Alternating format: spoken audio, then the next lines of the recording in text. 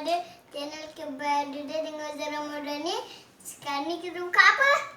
Kat Boboiboy Pet Fusion. Adik punya apa? Fofa. Abang punya apa? Hangkasa. Hangkasa. Okey, 1, 2, 3.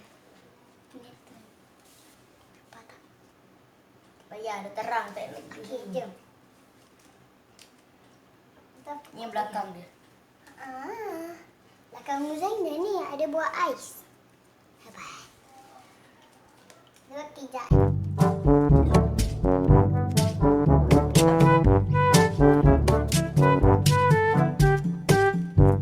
Okey. Yang tunjuk lagi lah kat dia. Yang tunjuk lagi. Pertama apa dik? Takar balak. Ning. Ya. Jadi fake. Okey.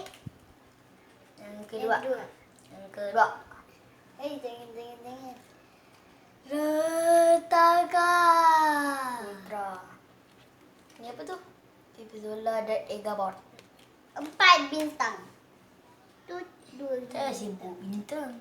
Yang ke berapa? 3. 1, 2. 3. Aduh. Yang ke 4. 4. Boboiboy Blaze. Ice. Terdengar From berapa? fire. 3. Okey. Satrianta. Adik cakap Kuputeri. Puputeri. Kuputeri. Okey, dah last. Jelas.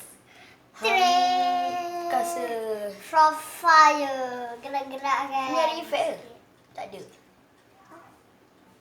Ni keistimewa. Tak ada kak? Ada 3 berapi beku. Jom berapi buku. Putih. Okey, jom kita lawan.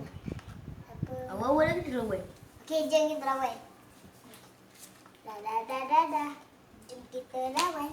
Jom tak Payah tengok. lawan. Aku lawan. Okey. Jom. Tak payah, tak sempat lah. Lawan je lah. Satu pack ada 6. Yes. Kita orang nak kumpul sampai 10. Apa start 10?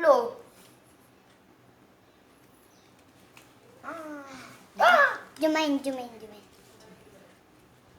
bye. Bye. Jangan lupa Like, comment, share, and subscribe. Peace. Good. Bye. Thanks for watching.